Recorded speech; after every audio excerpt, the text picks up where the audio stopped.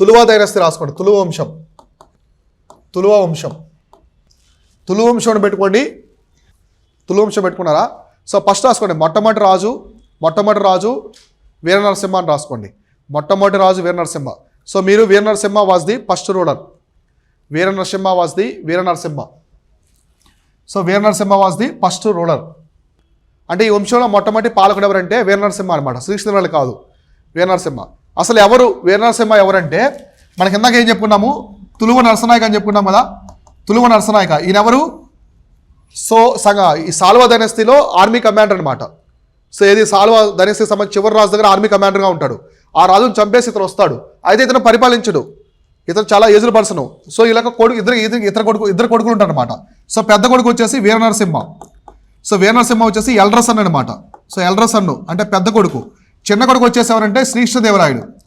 శ్రీకృష్ణదేవరాయలు చిన్న కొడుకు అంటే యంగర్ సన్ అనమాట. సో అర్థమైందా? తులువ నరసింహ పెద్ద కొడుకు వీర నరసింహ, చిన్న కొడుకు వచ్చేసి శ్రీకృష్ణదేవరాయలు. సో ఆబ్వియస్లీ పెద్ద కొడుకుని రాజుగా పెడతాడు. సో ఫస్ట్ వీర నరసింహ వస్తాడు, తక్కువ టైమే ఉంటాడు. తర్వాత శ్రీకృష్ణదేవరాయలు అయితే వస్తాడనమాట. సో వీర నరసింహ గురించి పెద్ద మ్యాటర్ ఏముండదు. కాబట్టి ఇందులో తులు వంశంలో చాలా గొప్ప రాజు, సౌత్ ఇండియాలోనే గ్రేటెస్ట్ రూలర్ ఎవరంటే శ్రీకృష్ణదేవరాయలు. కాబట్టి రాసుకోండి శ్రీకృష్ణదేవరాయలు అంటారు. సో 1509 నుంచి 29 వరకు రాసుకున్నారా? సో కాబట్టి శ్రీకృష్ణదేవరాయలు ఏ వంశానికి సంబంధించిన వ్యక్తి అంటే తులువ వంశం. ఎగ్జామినేషన్లో అడుగుతారు, శ్రీకృష్ణదేవరాయలు కింది వాటిలో ఏ వంశానికి సంబంధించిన విజయనగర సామ్రాజ్య రాజు అంటే 4 ఇచ్చేస్తాడు. Sangama dynasty, Saluva dynasty, Tuluva dynasty, Araveeti dynasty. కాబట్టి తులువ వంశానికి సంబంధించినటువంటి వ్యక్తి అనమాట. సో ఈయన greatest among the all Vijayanagara rulers అనమాట. సో అర్థమైందా? మొత్తం విజయనగర సామ్రాజ్యంలోనే అత్యంత శక్తివంతమైన రాజు. కాబట్టి రాసుకోండి, విజయనగర సామ్రాజ్య రాజులలో గొప్పవాడు. అంటే తులువ వంశంలోనే కాదు, మొత్తం విజయనగర సామ్రాజ్యంలోనే. ఇంతవరకు మనం ఏ వంశానికి సంబంధించి ఆ వంశానికి గొప్పరాజు చెప్పుకున్నాం, కానీ ఇతను greatest among the Vijayanagara rulers అనమాట. సో మొత్తం విజయనగర రాజుల్లో విజయనగర రాజుల్లో అత్యంత గొప్పవాడు. సో విజయనగర రాజులో అత్యంత గొప్పవాడు. మీరు greatest among the all the Vijayanagara rulers అని రాసుకోండి. సో రాసుకున్నారా? సో చూద్దాం. సో ఈ was the younger brother of the Veera Narasimha. అంటే మనం చెప్పుకున్నాం కదా, వీర నరసింహ యొక్క యంగర్ బ్రదర్ అనమాట. సో అతని యొక్క తమ్ముడు. And built up on the strong military foundation laid by his father and elder brother. So మామూలుగా శ్రీకృష్ణదేవరాయల కంటే ముందే వీళ్ళ యొక్క father Tuluva Narasanayaka and Veera Narasimha. So Veera Narasimha వీళ్ళిద్దరూ ఏం చేస్తారంటే మొత్తం ఆర్మీని చాలా వరకు కేటగరైజ్ చేస్తారనమాట. అంటే చాలా స్ట్రాంగ్గా తయారు చేస్తారు, పెద్ద ఆర్మీని తయారు చేస్తారు. అయితే శ్రీకృష్ణదేవరాయలు వచ్చిన తర్వాత చాలా పవర్ఫుల్ ఆర్మీ, భారతదేశంలో అత్యంత శక్తివంతమైన, అంటే ఆ టైంలో, సో ఆ సమయంలో భారతదేశంలో అత్యంత శక్తివంతమైన ఆర్మీని తీసుకొస్తాడు. సో అందుకే చాలామంది చెప్తారు బాబరు అటాక్ చేయింది సౌత్ ఇండియా మీద, అందుకే అని చెప్తారు చాలామంది. సో శ్రీకృష్ణ దగ్గర అంత పెద్ద సైన్యం ఉందని చెప్పి చెప్తారు మీకు సైన్యం కూడా ఎంత ఉన్నదో. సో అర్థమైందా? అంటే ఇతనికి శ్రీకృష్ణదేవరాయలు వచ్చే టైంకి కొంత సైన్యం బాగుంటుంది, సైన్యం అనే దాన్ని బాగా తీసుకొస్తారు. ఎవరంటే వాళ్ళ ఫాదరు, వాళ్ళకి అన్నయ్య, ఇద్దరు కూడా. సో ఇతను ఎవరు పిలుస్తారంటే శ్రీకృష్ణదేవరాయల్ని ఆంధ్రభోజ అని చెప్పేసి పిలుస్తారు. కాబట్టి ఇతను బిరుదులను రాసుకోండి, బిరుదులు. శ్రీకృష్ణదేవరాయల యొక్క బిరుదులు వచ్చేసి ఆంధ్రభోజ, ఇంకోటి వచ్చేసి ఆంధ్ర పితామహ.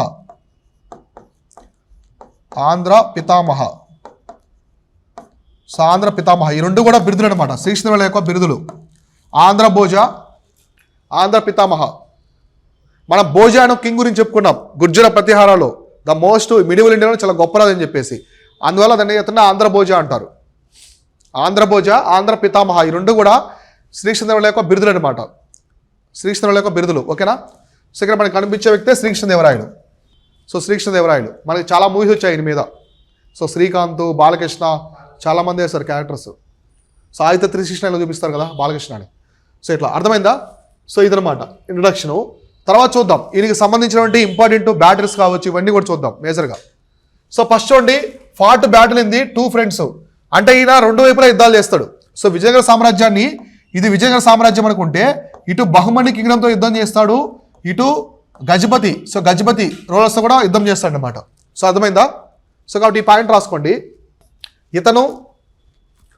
ఇతను బహుమని సామ్రాజ్యం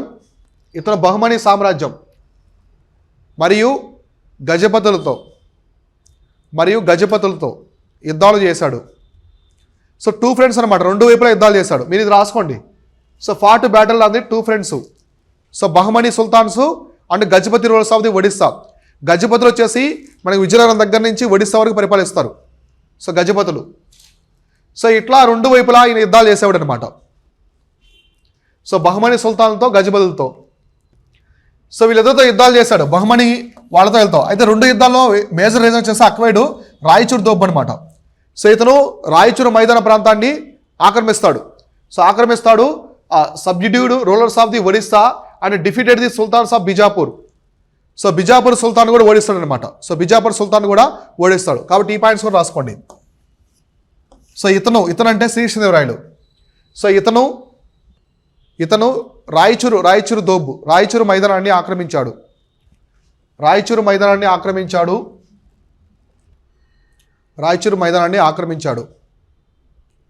మరియు బిజాపూర్ సుల్తాన్ని ఓడించాడు. సో శ్రీకృష్ణదేవరాయలకి అసలు ఓటమంటే ఉండదన్నమాట. ఆయన ఏ ఎక్స్పెడిషన్కి వెళ్ళినా, ఏ దండయాత్రకి వెళ్ళినా కూడా అన్ని విజయాలే ఉంటాయి. సో బిజాపూర్ సుల్తాన్ని ఓడించాడు.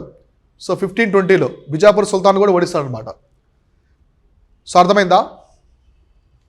సో నెక్స్ట్ వచ్చేసి ఇతను seizure of the Gajapati port అనమాట, లైక్ ఉదయగిరి.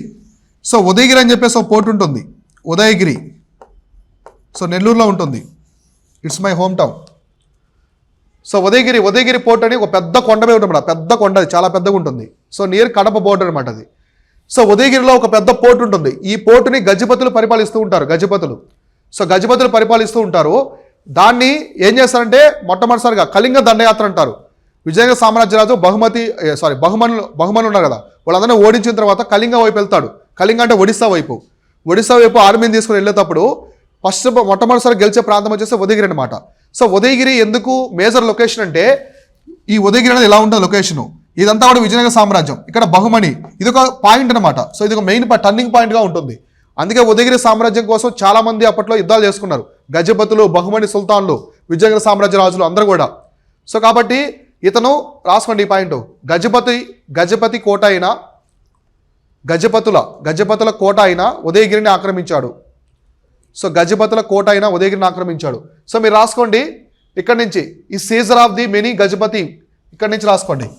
హిస్ సీజర్ అంటే మొత్తం ఏంటి, ఆ సీ సైడ్ అనమాట. సో లేదా ఈ అనాక్స్డ్ గజపతి పోర్టు ఉదయగిరి అని రాసుకోండి. ఈ అనాక్స్డ్ గజపతి పోర్ట్, ఈ అనాక్స్డ్ అంటే ఆక్రమించడం. ఈ అనాక్స్డ్ గజపతి పోర్టు ఉదయగిరి. సో ఉదయగిరి పోర్ట్ని ఇతను ఆక్రమిస్తాడు అనమాట. సో ఉదయగిరి పోర్ట్ని రాసుకున్నారా? సో ఇక్కడ నుంచి కాబట్టి మనకి సౌత్ ఇండియా ఇలా ఉంటే, సో ఇక్కడ ఉంటుంది ఉదయగిరి అనేది. సో నెల్లూరు ఏరియాలో ఇక్కడ ఉంటుంది. సో ఇక్కడ నుంచి విజయనగర సామ్రాజ్యం ఇలా వెళ్తాడు, ఇంకా ఇలా స్టార్ట్ చేస్తాడు. అంటే ఇక్కడ బహుమనిని ఓడిస్తాడు. సో బహుమని మతాన్ని ఓడిస్తాడు, ఉదయగిరికి వస్తాడు. ఇక్కడ వీళ్ళు గజపతులు ఒడిస్తాలో, వీళ్ళు ఇక్కడ ఆక్రమిస్తారు. ఇదంతా ప్రాంతం అంతా కూడా గజపతులు ఆక్రమిస్తూ ఉంటారు. సో ఇక్కడ ఉదయగిరిని గెలుచుకున్న తర్వాత ఇలా వెళ్తాడు కళింగ వైపు వెళ్తాడు అనమాట. వెళ్తూ గజపతుల యొక్క సామంతుల మొత్తాన్ని ఓడించుకుంటూ వెళ్తూ ఉంటాడు. సో దారిలో సరదాగా వెళ్ళేటప్పుడల్లా ఓడించుకుంటూ వెళ్ళిపోతుంటాడు చిన్న రాజుల మొత్తాన్ని. సో సింహాచలం వెళ్తాడు. సో వైజాగ్లో ఉంది సింహాచలం. అక్కడికి వెళ్ళిన తర్వాత ఈ విజయాలన్నిటి గుర్తుగా ఒక విజయ స్తంభాన్ని నాటుతాడు. ఇంపార్టెంట్ అడుగుతాడు ఎగ్జామినేషన్లో. సో ఈ put up A pillar of the victory అది సింహాచలం, విశాఖపట్నంలోని సింహాచలంలో ఒక విజయ స్తంభాన్ని నాటించాడు అనమాట. కాబట్టి రాసుకోండి, ఇతను విజయాలకు గుర్తుగా. సో మీరు ఇదే రాసుకోండి డైరెక్ట్ ఇంగ్లీష్ మీడియం వాళ్ళు. సో తెలుగు మీడియం వాళ్ళు వచ్చేసి ఇతని విజయాలకు గుర్తుగా సింహాచలంలో ఒక విజయ స్తంభాన్ని నాటించాడు. సింహాచలం ఎక్కడ ఉంది? విశాఖపట్నంలో ఉంటుంది. సో విశాఖపట్నంలో ప్రముఖ క్షేత్రం అనమాట అది. ఆ దేవాలయాన్ని కూడా చాలా వరకు ఈయన కృషి చేస్తాడు, ప్రోత్సహిస్తాడు ఆ టెంపుల్ కూడా. సో రాసుకున్నారా? విజయ స్తంభాన్ని నాటించాడు. సో ఈ విధంగా సో ఇక్కడి నుంచి కళింగ గజపతుల వరకు మొత్తం కూడా సామ్రాజ్యాన్ని అయితే ఆక్రమిస్తాడనమాట. ఎవరు? శ్రీకృష్ణదేవరాయలు. అంటే ఇప్పటి వరకు మనకి రెండవ దేవరాయలు గొప్ప రాజుగా ఉన్నాడు.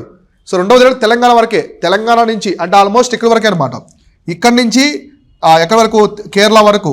ఇక్కడి నుంచి గుల్బర్గా నుంచి శ్రీలంక వరకు ఆక్రమించాడు. కానీ శ్రీకృష్ణదేవరాయలు ఇక్కడి వరకు, సో ఇది ప్రాంతాన్ని కూడా ఆక్రమిస్తాడు. సో నేను మొదట్లో చూపించాను కదా మ్యాప్ ఒకటి, అది మొత్తం అంత పెద్ద సామ్రాజ్యం ఎవరిదంటే శ్రీకృష్ణదేవరాయల టైంలో అనమాట. శ్రీకృష్ణదేవరాయల టైంలో అంత పెద్ద సామ్రాజ్యం అయితే ఉన్నది. అర్థమైందా? సో ఇట్లా ఈయన రాజ్య విస్తరణ ఎక్కువ చేస్తాడు. సో ఈయన ఆర్మీ కూడా చాలా పవర్ఫుల్, 10 లక్షల మంది ఉంటారు ఆర్మీలో. సో 10 lakhs వచ్చేసి ఒక ఆర్మీ, అంత పెద్ద ఆర్మీ అనమాట శ్రీకృష్ణదేవరాయలది. సో శ్రీకృష్ణదేవరాయలది సేమ్ టైం కాబట్టి మనకి కంటెంపరీ. సో ఈయన ఎవరంటే అంటే సౌత్ వచ్చేసి ఎస్కేడి అంటే శ్రీకృష్ణదేవరాయలు ఉంటాడు. సో నార్త్లో ఎవరు ఉంటారంటే బాబర్ ఉంటాడు, బాబర్. సో బాబర్ అప్పుడే వచ్చి ఉంటాడు, మీరు ఇందా చూడండి టైం పీరియడ్. సో 29 వరకు ఉంది. బాబర్ ఎప్పుడు వచ్చాడు? 1526లో వస్తాడు. 1526లో మొదటి పానిపట్టు యుద్ధం జరుగుతుంది. అంటే సౌత్లో శ్రీకృష్ణదేవరాయలు పరిపాలించే టైంలో ఇబ్రహీం లోధికి బాబర్కి మధ్య మొదటి పానిపట్టు యుద్ధం జరుగుతుంది. ఎక్కడ? నార్త్లో. సో అర్థమైంది కదా, కంటెంపరీ అనమాట. కాబట్టి ఈ పాయింట్ రాసుకోండి. శ్రీకృష్ణదేవరాయలు ఇతను, లేదా మీరు ఇట్లా రాసుకోండి, దక్షిణం శ్రీకృష్ణదేవరాయలు, ఉత్తరం బాబర్. అంటే ఇద్దరు సమకాలికులు అని చెప్పేసి అర్థం అనమాట. సో మీరు రాసుకోండి, he is contemporary of Babur, Mughal emperor Babur. So అంటే ఢిల్లీ సుల్తాన్లు ఉండే టైంలోనే ఇతను పరిపాలిస్తూ ఉన్నాడు. దక్షిణం శ్రీకృష్ణదేవరాయలు, ఉత్తరాన బాబర్. సో ఉత్తరాన బాబర్ అంటే మొఘల్ సామ్రాజ్య స్థాపన అప్పుడు సౌత్లో ఎవరు పరిపాలిస్తున్నారు? శ్రీకృష్ణదేవరాయలు పరిపాలిస్తున్నారు. సో ఓకేనా. అయితే బాబరు చాలా ఏజ్డ్ పర్సన్ అనమాట, చాలా ఏజ్డ్ పర్సన్. సో అతను పానిపట్టు యుద్ధం చేసాక చాలా ఏజ్ ఉంటుంది. సో అతనికి శ్రీకృష్ణదేవరాయల గురించి తెలుస్తుంది. సో కొన్ని పుస్తకాల్లో మెన్షన్ చేశారు, శ్రీకృష్ణదేవరాయలు చాలా గొప్ప రాజు, అతని దగ్గర చాలా పెద్ద ఆర్మీ ఉందని చెప్పేసి ఇతనే అభినందిస్తాడు శ్రీకృష్ణదేవరాయల్ని. అంటే భారతదేశం, హిందుస్థాన్ అంటారు వాళ్ళు, హిందుస్థాన్లోనే గొప్ప రాజు ఎవరంటే శ్రీకృష్ణదేవరాయలు అని చెప్పేసి బాబర్ చెప్తాడు. సో బాబరే చెప్తాడు. సో బాబరు అంత డేర్ చేయడు అనమాట, సౌత్ వైపు రావడానికి అంత డేర్ చేయడు. ఇంకొకటి అతనికి ఏజ్ కూడా అయిపోతుంటుంది. సో వాళ్ళ కొడుకు హుమయూన్ పెడతాడు. సో హుమయూన్ చక్రవర్తిగా పెడతాడు.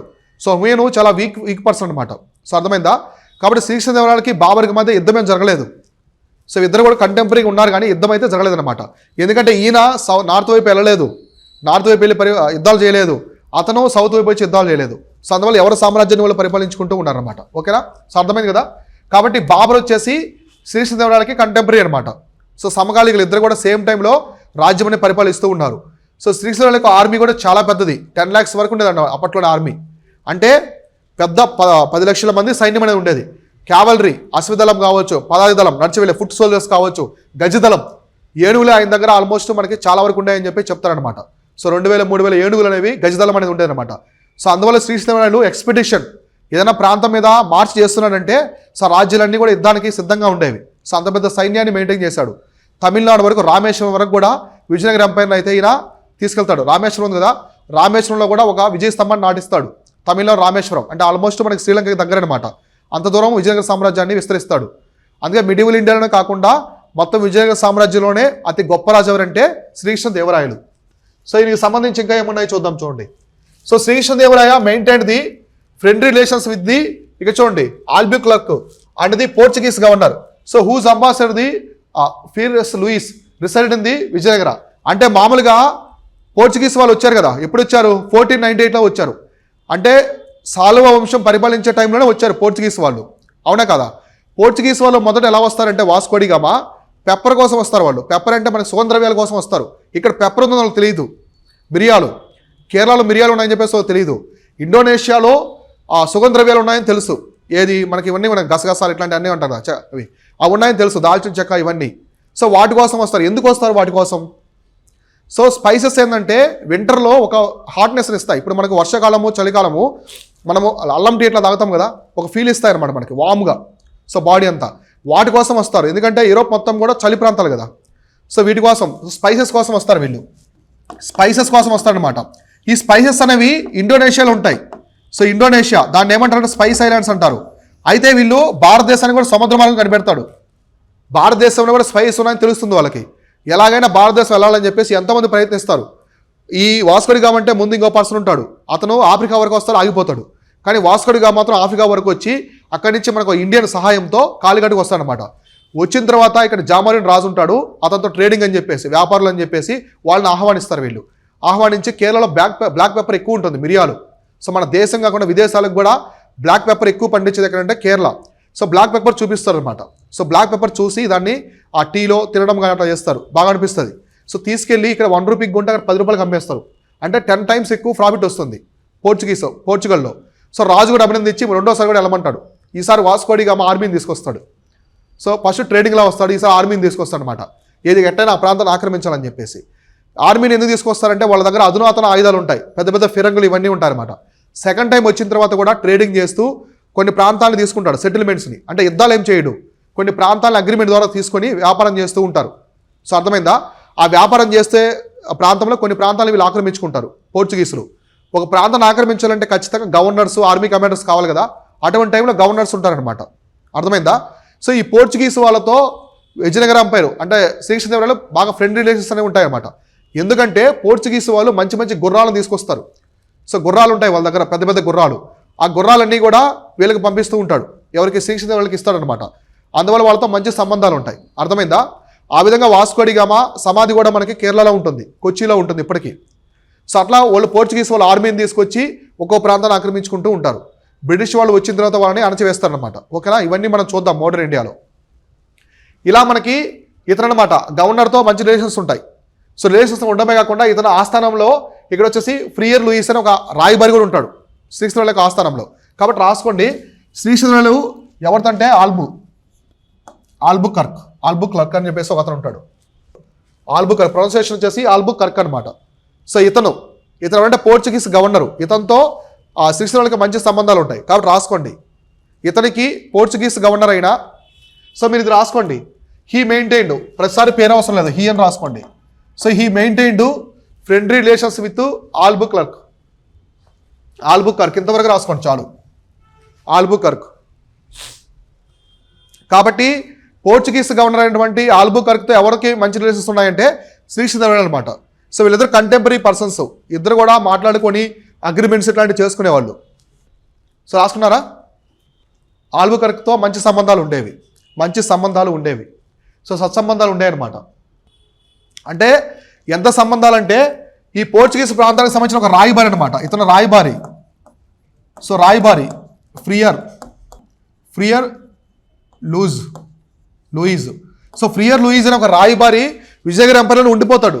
అంటే వీళ్ళ మధ్య బ్రిడ్జ్ లాగా. సో అర్థమైంది, అంత సత్సంబంధాలు అయితే ఆ పోర్చుగీస్ వాళ్ళకి ఈ శ్రీకృష్ణదేవరాయలకి మధ్య ఉంటాయన్నమాట. ఆయన వాళ్ళు పెద్ద పెద్ద గుర్రాలు, ఆర్మీకి సంబంధించి అన్ని కూడా ఇతనికి పంపిస్తూ ఉంటారు. సో నెక్స్ట్ చూడండి, establish authority along the Malabar and Konkan Coast with the help of the Portuguese. So అయితే ఈ కొంకన్ కోస్ట్ అంటే మనకి మహారాష్ట్ర దగ్గర నుంచి గోవా వరకు ఉండేది. సో మహారాష్ట్ర నుంచి గోవా వరకు ఉండేది అని ఏమంటారంటే కొంకన్ కోస్ట్ అంటారు, కొంకన్ తీరం అంటారు.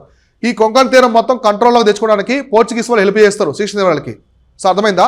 కాబట్టి రాసుకోండి, ఈ పాయింట్ రాసుకోండి. సో మలబారు ఫస్ట్ మీరు ఇంగ్లీష్ మీడియంలో ఇది రాసేసుకోండి డైరెక్ట్గా. తెలుగు మీడియం వాళ్ళు మలబార్ మరియు కొంకన్ తీరాలపై ఆధిపత్యానికి పోర్చుగీస్ వారు సహాయం చేశారు. తీరాలపై ఆధిపత్యానికి ఎవరంటే పోర్చుగీస్ వాళ్ళు. సో పోర్చుగీస్ వాళ్ళు సహాయం చేస్తారనమాట ఎవరికి? శ్రీకృష్ణదేవరాయలకి. సో వాళ్ళు కూడా యుద్ధంలో కొన్ని అధునాతన ఆయుధాలు ఇవ్వడం కానీ, సో గుర్రాలు ఇవ్వడం కానీ ఇట్లాంటి విధంగా హెల్ప్ చేస్తారు. వాళ్ళ ఆర్మీ కూడా పాల్గొంటుంది వీళ్ళు చేస్తే కొన్ని యుద్ధాల్లో. సో కాబట్టి ఎప్పుడైతే ఈ మలబార్ కోస్టు కొంకన్ తీరం అనేది శ్రీకృష్ణదేవరాయలకి వచ్చిందో పోర్చుగీస్ వాళ్ళతో, వాళ్ళకి సంథింగ్ ఎక్స్పెక్ట్ చేస్తారు కదా, వాళ్ళు ఊరికే చేయరు కదా. సో వాళ్ళు ఏదో అడుగుతారు. అప్పుడు వాళ్ళు ఏమడుగుతారంటే, మేము బత్కల్ అనమాట, కర్ణాటకలో బత్కల్ ఒక ఏరియా ఉండదు పోర్టు, ఇక్కడ మేము ఒక కోట నిర్మించుకుంటాం అని చెప్పేసి అడుగుతారు శ్రీకృష్ణదేవరాయలని. సో శ్రీకృష్ణదేవరాయలకి చాలా హెల్ప్ చేస్తారు కాబట్టి ఆబ్వియస్లీ పర్మిషన్ ఇస్తాడు అనమాట. సో ఆయన పర్మిషన్ ఇస్తాడు, వాళ్ళు బత్కల్లో ఒక పోర్టు నిర్మిస్తారు. కాబట్టి ఇంగ్లీష్ మీడియంలో ఈ పాయింట్ రాసుకోండి, Portuguese gained permission to construct a port in Bhatkal. So మీరు రాసుకోండి, శ్రీకృష్ణదేవరాయలు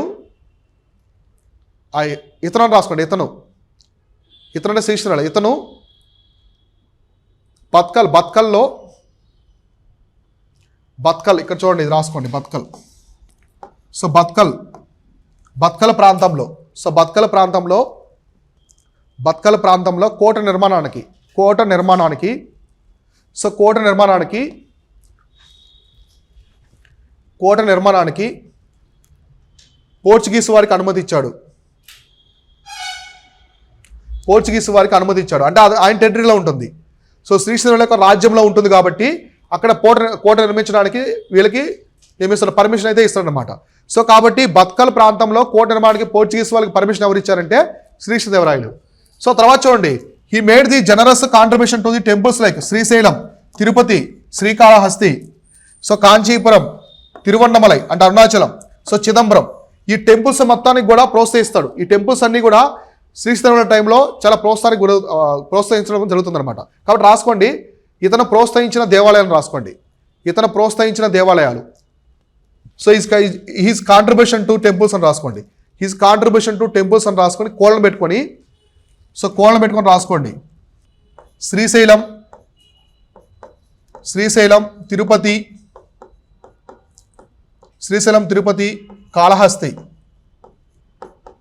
సో కాళహస్తి, కాంచీపురం, కంచి అంటాం కదా, సో కాంచీపురం, తిరువన్నమలై, తిరువన్నమలై అంటే అరుణాచలం అనమాట, మనం అరుణాచలం అంటాం కదా తెలుగు వాళ్ళం. సో తమిళనాడు, కేరళలో తిరువన్నమలై అంటారు. సో తిరువన్నమలై. నెక్స్ట్ చిదంబరం, చిదంబరం. ఈ టెంపుల్స్ మొత్తాన్ని కూడా ఈయన ప్రోత్సహిస్తాడు శ్రీకృష్ణదేవరాయలు. సో కాబట్టి రాసుకోండి, శ్రీశైలం, తిరుపతి, శ్రీకాళహస్తి, కాంచీపురము, తిరువన్నమలై, చిదంబరం. ఇవి మేజర్ టెంపుల్స్, పెద్దవి. చిన్న చిన్న టెంపుల్స్ కూడా చాలా నిర్మిస్తారు, చిన్న చిన్న టెంపుల్స్ కూడా చాలా నిర్మిస్తారు అనమాట. ఇవి మాత్రం మేజర్ టెంపుల్స్ అనమాట, పెద్ద టెంపుల్స్. ఓకేనా. నెక్స్ట్ చూడండి, ఈ added the towering gopurams to these temples. మీకు చూడండి, ఈ టెంపుల్స్లో ఉండే గోపురమ్స్, పెద్ద గోపురాలు ఉంటాయి, ఎందుకంటే మనకి ఎంట్రీలో ఉంటాయన్నమాట, పెద్ద పెద్ద గోపురాలు. అరుణాచలంలో ఉన్నాయి కదా పెద్ద గోపురాలు, అలాంటివి శ్రీకాళహస్తిలో ఒకప్పుడు ఉండేదన్నమాట. ఆల్మోస్ట్ మనకి 10 years బ్యాక్ ఎప్పుడో కూలిపోయింది అది. సో ఓల్డ్ది కూలిపోయింది, దాన్ని మళ్ళీ నవయోగ కంపెనీలు కట్టారు. ఇప్పుడు శ్రీకాళహస్తిలో ఉండే గోపురం అనేది ఎగ్జాక్ట్గా అలానే ఒకప్పుడు మట్టితో కట్టారు, శ్రీకృష్ణదేవరాయల టైంలో కట్టారనమాట. సో కాబట్టి రాసుకోండి. సో ఇతను గోపురాలు, ఇతను దేవాలయాలకి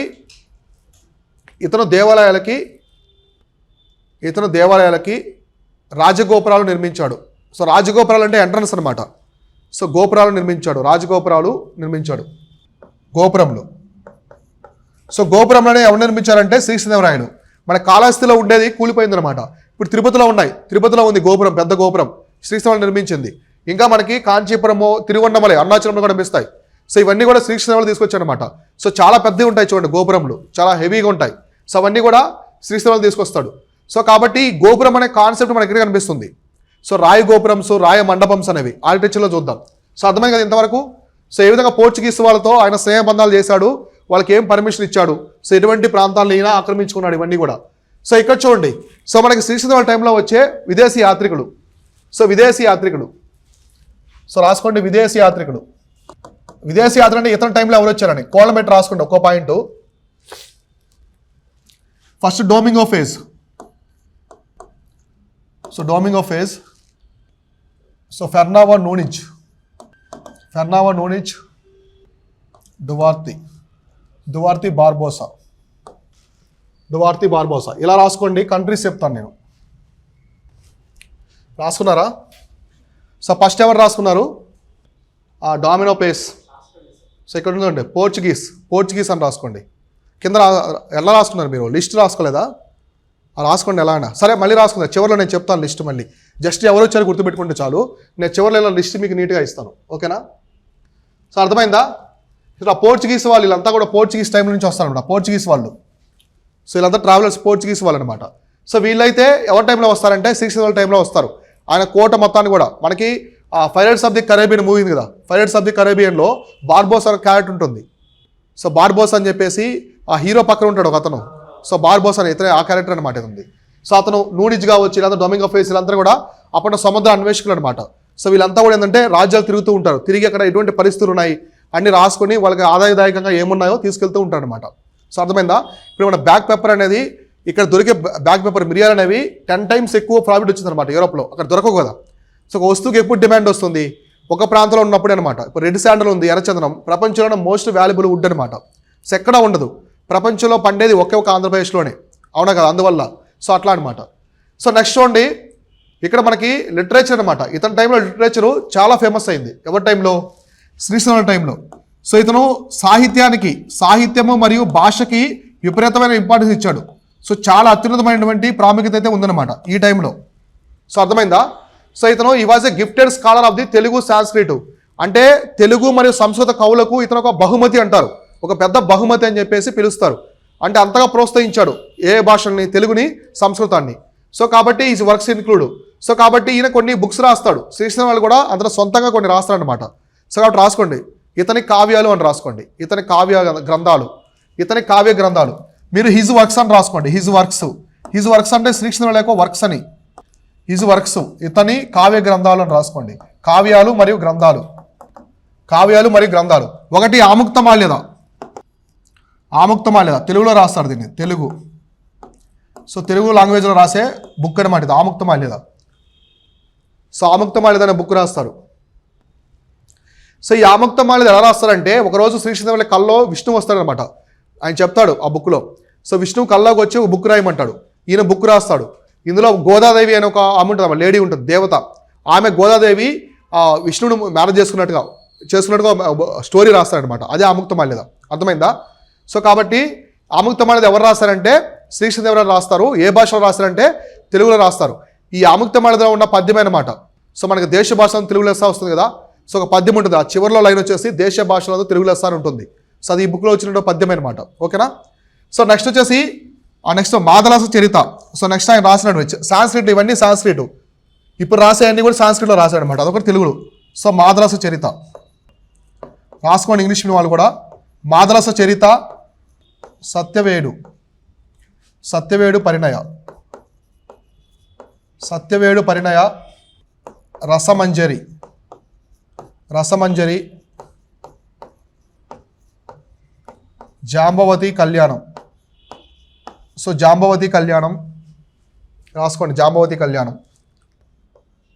కృష్ణదేవరాయన దినచారి, ఇది కన్నడలో రాస్తారు, కన్నడ. ఇవన్నీ కూడా సంస్కృతం, ఇవన్నీ చివరిలో సంస్కృతం అని పెట్టుకోండి. సో ఇట్లా ఆయనే సొంతంగా కవి అనమాట. ఆయనే కవి అంటే ఈయన కాలంలో తెలుగు, సంస్కృతం, కన్నడ అనేవి బాగా ప్రోత్సహించారు. సో వాళ్ళు కన్నడ రాజులైనప్పుడు కూడా, కన్నడ ప్రాంతాన్ని పరిపాలించే రాజులైనప్పుడు కూడా కర్ణాటక ప్రాంతాన్ని తెలుగుని ఎక్కువ ప్రోత్సహించాడు ఎవరు? శ్రీకృష్ణదేవరాయలు. అందుకే దేశ భాషలందు తెలుగు లెస్స అని చెప్తాడు. దేశ భాషలందు తెలుగు లెస్స అంటారనమాట. సో కాబట్టి ఇక్కడ ఇది రాసుకోండి మీరు, ఇక్కడ గ్యాప్ ఉందా మీకు? సో ఇది రాసుకోండి, దేశ భాషలందు తెలుగు లెస్స. సో ఇక్కడి నుంచే వస్తుందన్నమాట అది. ఇంగ్లీష్ మీడియం వాళ్ళు కూడా ఇది ఎలా రాసుకోండి. సో తెలుగులోనే రాసుకోండి ఇంగ్లీష్ మీడియం వాళ్ళు కూడా. తెలుగు వచ్చా మీకు? తెలుగు రాయడం వచ్చు కదా, రాసుకోండి, అదే రాసుకోండి ఊరికే. సో ఇది ఎక్కడి నుంచి వచ్చిందంటే ఇక్కడి నుంచి అనమాట, ఆముక్తమాల్యద నుంచి రాశాడు. దేశ భాషలందు తెలుగు లెస్స అంటాడు. అర్థమైందా?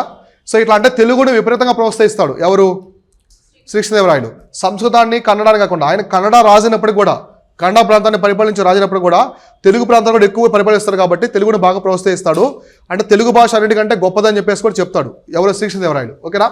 ఇలా సాహిత్యాన్ని, తర్వాత వచ్చేసి భాషని బాగా ప్రోత్సహిస్తాడు ఇతని టైంలో.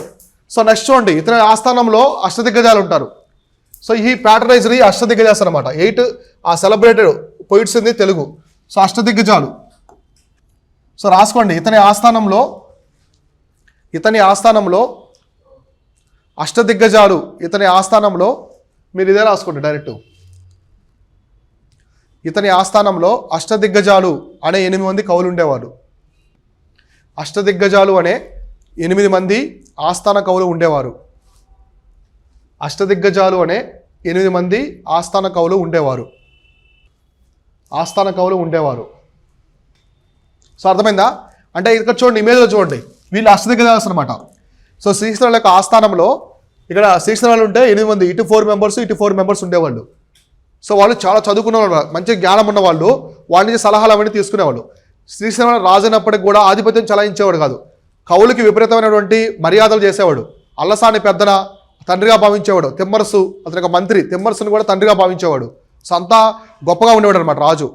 సో అర్థమైంది. అందుకే ఆ రాజు అనేది రాజ్యం చాలా సుభిక్షంగా ఉన్నది.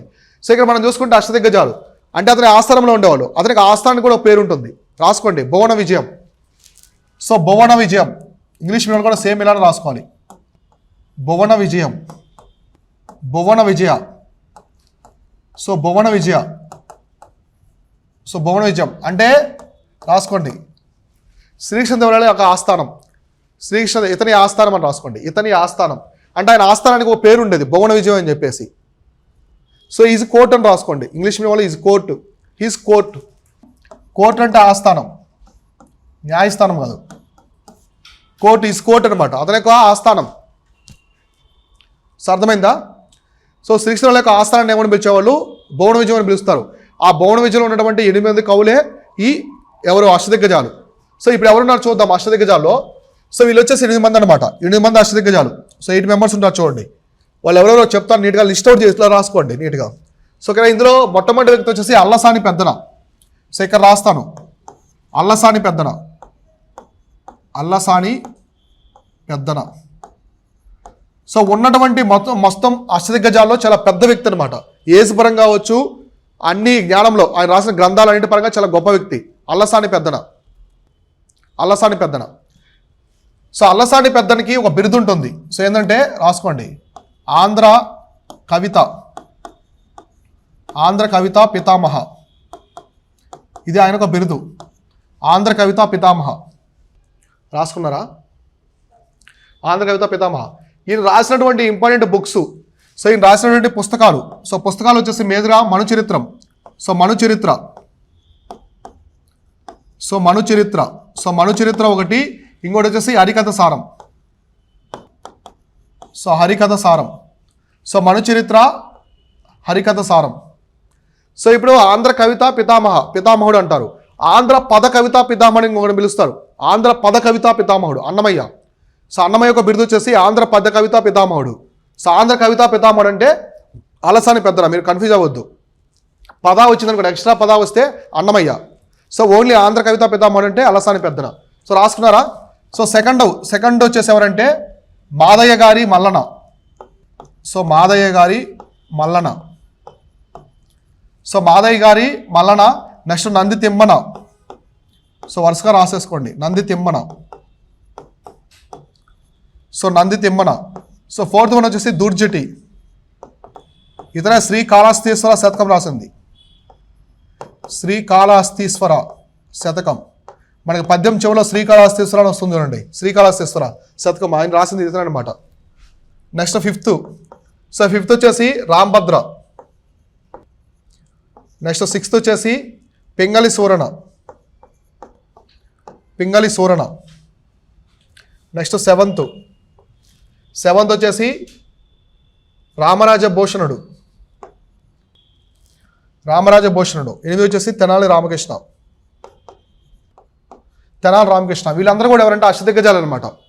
సో అష్టదిగ్గజాలు మనం నవరత్నాస్ అని చెప్పుకున్నాం కదా, రెండవ చంద్రగుప్తుడి టైంలో 9 మంది గురించి చెప్పుకున్నాము, 9 మంది. అలానే వీళ్ళు 8 మంది అనమాట ఆస్థాన కవులు. So first Allasani Peddana, Madayya gari Mallana, Nandi Thimmana, so Nandi Thimmana, Dhurjati, Rambhadra, Pingali Surana, Ramaraja Bhushanudu, Tenali Ramakrishna. నీట్గా రాసుకోండి లిస్ట్ లాగా. రాసుకున్నారా? సో తెనాలి రామకృష్ణుడు కోర్టు జస్టర్ అండ్ పోయిట్ అనమాట. అంటే కోర్టుకు సంబంధించిన వ్యవహారాలను చూసుకుంటాడు, పోయిట్ కూడా. సో ఈయన కొన్ని రాస్తాడు, కొన్ని బుక్స్ రాస్తాడు, ఆయన గురించి రాసుకోండి. పింగళి సూరణ తెనాలి రామకృష్ణుడు రాసే బుక్స్. సో ఈయన రాసే బుక్స్ వచ్చేసి పాండురంగ మహాత్యం, సో పాండురంగ మహాత్యం. నెక్స్ట్ ఉద్భవతారాధ్య చరితం. నెక్స్ట్ వచ్చేసి ఘటిక చలనం, సో ఘటిక చల మహాత్యం. సో ఇవన్నీ రాసుకోండి ఈ బుక్స్, ఆయన రాసిన books. Panduranga Mahatyam, so Panduranga Mahatyam, Udbhavaradhya, so Udbhavaradhya Charitam, Utpadaradhya Charitam. Next వచ్చేసి ఘటికాచల మహాత్యం, సో ఘటికాచల మహాత్యం, ఘటికాచల మహాత్యం. రాసుకున్నారా? సో వీళ్ళు వచ్చేసి కోర్టు పోయిట్స్ అనమాట, అష్టదిగ్గజాలు. వీళ్ళంతా కూడా ఎవరంటే అష్టదిగ్గజాలు. సో శ్రీకృష్ణ టైంలో ఉన్నటువంటి 8 మంది స్కాలర్స్ అనమాట. వీళ్ళు అతి పెద్దవాడు గొప్పవాడు ఎవరంటే అల్లసాని పెద్దన. పెద్దవాడు గొప్పవాడు ఎవరంటే అల్లసాని పెద్దన. సో ఇతని దగ్గర స్టార్ మార్క్ పెట్టుకోండి, సో పెద్దవాడు అని చెప్పేసి. సో అందరూ కూడా అతన్ని అభినందిస్తారు. చాలా పెద్ద వ్యక్తి, ఏజ్డ్ పరంగా కావచ్చు, అతను సంస్కృతంలో కావచ్చు, తెలుగులో కావచ్చు, గ్రంథాలు కవుల్లో కూడా చాలా గొప్పవాడు అల్లసాని పెద్దన. కాబట్టి రాసుకున్నారా? సో పాండురంగ మహాత్యము, నెక్స్ట్ ఉద్భవతారాధ్య చరితం కావచ్చు, నెక్స్ట్ ఘటికాచల మహాత్యం కావచ్చు. రాసుకున్నారు ఇవన్నీ కూడా. సో ఇట్లా అనమాట 8 మంది ఆస్థాన కవులు ఉండేవాళ్ళు. Next battle of Talikota. So Talikota యుద్ధం, తల్లికోట యుద్ధం రాసుకోండి. సో తల్లికోట యుద్ధంతో ఈ విజయనగరం అనేది అంతరించిపోద్ది అనమాట. సో అంతరించిపోతుంది. సో ఎలా అంటే చూద్దాం దీనికి సంబంధించి. ఈ బ్యాటిల్ అనేది ఫాట్ అనేది తల్లికోట రాక్షస తంగడి అనే విలేజ్లు అనమాట. ఇవి తల్లికోట అన్న రాక్షస తంగడి అన్న సేమ్ పేర్లు అనమాట, ఒక విలేజ్ దగ్గర జరుగుతాయి. అందుకే దీన్ని తల్లికోట యుద్ధం అంటారు, రాక్షస తంగడి యుద్ధం కూడా పిలుస్తారు. 1560 సంవత్సరం జరుగుతుంది. అంటే ఇది ఎప్పుడు జరుగుతుందంటే తులువ దైనస్థిలో చివరి రాజు. సో మామూలుగా ఏం జరుగుతుందంటే శ్రీకృష్ణ వాళ్ళకి చిన్న కొడుకు ఉంటాడు, మైనర్ కొడుకు ఉంటాడు. అతని మీద విష ప్రయోగం చేస్తారు. సో ఇక పట్టాభిషేకం చేస్తారనే టైంకి అతన్ని చంపేస్తారు విషం పెట్టి. సో ఎవరికి శ్రీకృష్ణదేవరాయల యొక్క చిన్న కొడుకు అనమాట, కొడుక్కి మైనర్ కొడుకు. సో అది ఎవరు చేశారని చెప్పేసి తెలియదు అనమాట. అయితే తెమ్మరసు ఎవరిదో మంత్రి ఉంటాడు, ఎవరో శ్రీకృష్ణదేవరాయల దగ్గర మంత్రి ఉంటాడు తెమ్మరసు, అతను చేపించాడని చెప్పేసి అతను గుడ్లు పీకిచ్చేస్తాడు, కళ్ళు పీకించేసి అతను ఒక జైల్లో పడేస్తాడు అనమాట. కడప దగ్గర ఉంటుంది ఆ జైలు. అయితే తెమ్మరసుని చాలా గొప్పగా అభినందిస్తాడు, తండ్రిగా భావిస్తాడు శ్రీకృష్ణదేవరాయలు. ఇంతకుముందు చెప్పాను కదా, అతని కాలుకి బంగారు కడియం దొరికి సో అతన్ని పల్లకిలో పెట్టి మోస్తాడు ఎవరి తెమ్మరసుని శ్రీకృష్ణదేవరాయలు. అలానే కడపలో ఉన్న కొక్కోటం అనే గ్రామాన్ని కూడా దత్తతిస్తాడు అతనికి, అంత గొప్పగా చూసుకుంటాడు. ఆయన అతని కొడుకు మీద విషప్రయోగం చేశారని చెప్పేసి అలా చేశాడనమాట. తర్వాత తెలుస్తుంది అది చేసింది ఎవరంటే గజపతులు అని చెప్పేసి. ఒడిశా రాష్ట్రాన్ని పరిపాలించినటువంటి గజపతులు విషప్రయోగం చేసి అతని కొడుకుని చంపేస్తారు. అందువల్ల అతని కొడుకులు ఉండరన్నమాట. కాబట్టి అతని తర్వాత వచ్చినటువంటి సదాశివరాయలు వాళ్ళ బ్రదర్ అనమాట. సదాశివరాయలు అయితే రాజ్యానికి రాజుగా ఉంటాడు. సో వాళ్ళ అల్లుడు ఉంటాడు, అల్లుడు వచ్చేసి ఎవరంటే అలీ రామారాయలు. సో అలీ రామారాయలు. సో ఇక్కడ చూడండి స్టోరీ. సో ఈ యుద్ధం జరిగే టైంకి విజయనగర సామ్రాజ్య రాజు ఎవరంటే సదాశివరాయ వచ్చేసి కింగ్ అనమాట. సో ఇతని దగ్గర సేనానికి ఎవరు ఉంటారంటే అలియా రామారాయలు.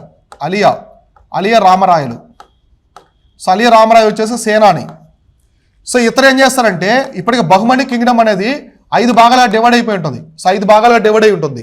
సో డివైడ్ చేసుకుంటారు, బీజాపూరు, తర్వాత అహ్మద్ నగర్, గోల్కొండ, బేదర్ అని చెప్పేసి డివైడ్ చేసుకుంటారు. సో ఇతను అలీ రామారాయలు ఇక్కడ ఒక రాజ్యంలో, సో ఇక్కడ వచ్చేసి మనకి అహ్మద్ నగర్ సంథింగ్ రాజ్యంలో వారసత్వ పోరు జరుగుతుంటుంది. దాంట్లో ఒక అతనికి సపోర్ట్ చేస్తారు అలీ రామారాయలు, కమాండరు. అందువల్ల ఇంకొక అతను ఉంటాడు కదా, సింహాసనం అధిష్ఠించిన వ్యక్తి ఆ రాజ్యంలో, అతని ఇతని మీద కోపం పెట్టుకుంటాడు. అతను ఏం చేస్తాడంటే మిగతా వాళ్ళందరూ ఏకం చేసి వీళ్ళ మీదకి యుద్ధానికి వస్తాడు. సో యుద్ధానికి అయితే వస్తాడనమాట. కాబట్టి యుద్ధం అనేది ఎవరెవరు జరుగుతుందంటే విజయనగర ఎంపైర్ వర్సెస్ బహుమని కూటమి అనమాట. Alliance of Bahmani umpire.